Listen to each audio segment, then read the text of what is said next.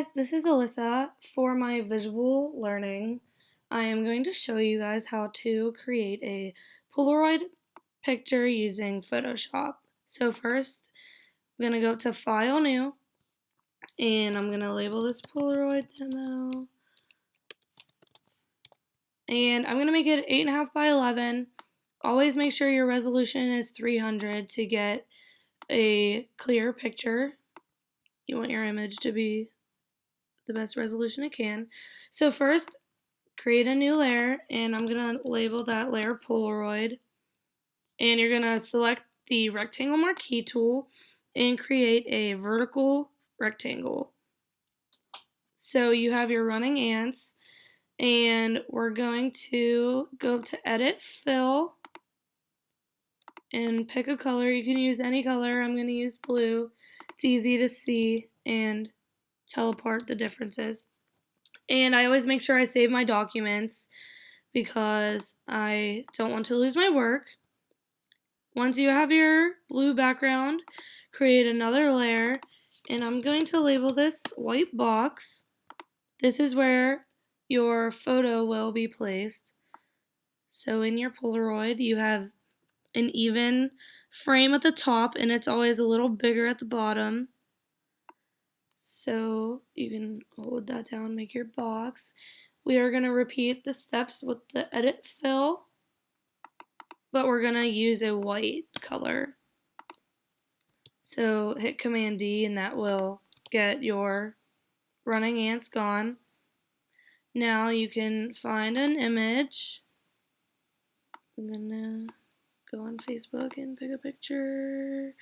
This is a good picture. So you can just drag your image right into Photoshop.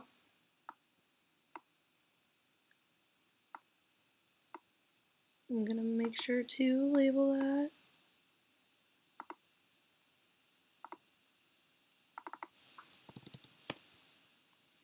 And you're going to want to click your selection tool and resize the picture, so you can go to Edit, Transform, and Scale.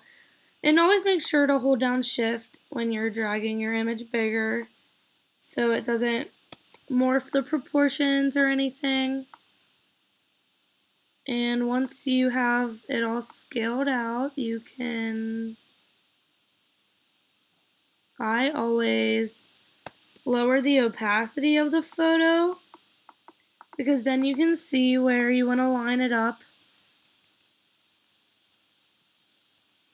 And I'm going to make sure I'm on the photo layer and click on the rectangle marquee tool, and I start from the outside and find where the border is perfectly, and you can just hit delete and Command D.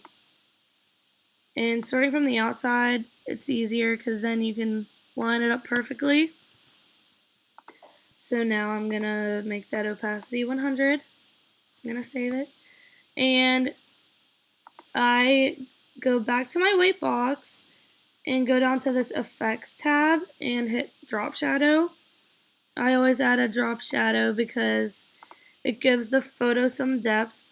And if you want to add writing, you can click on the text tool and use a hashtag like Yaglo Wedding or anything really. But some people write on their Polaroids and others don't. But you can go to File and Print and print out your picture and cut out the white spaces with scissors. So, thank you guys.